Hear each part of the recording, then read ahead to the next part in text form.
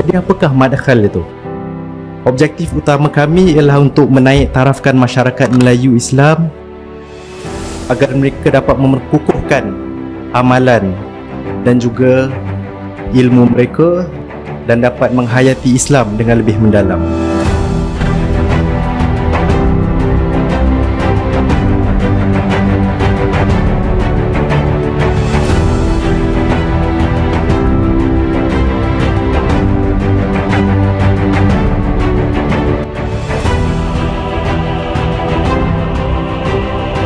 Kita kena membezakan antara ilmu dengan maklumat.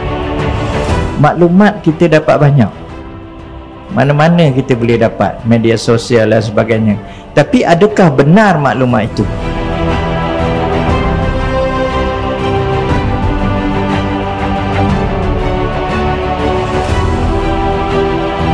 Jadi di sinilah sebenarnya kita kena memahamkan kepada masyarakat bahawa maklumat itu ada yang benar dan ada yang salah. Kita kena ada ilmu.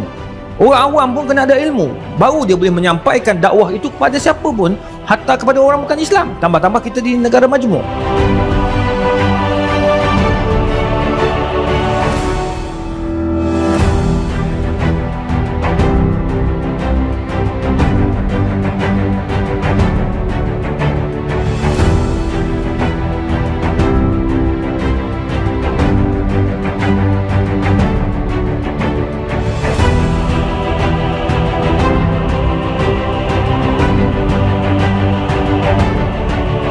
Semoga ada ruang rezeki untuk Madkhal berkembang maju. Jangan lupa untuk kita mak turun dan juga rujuk kepada website Madkhal.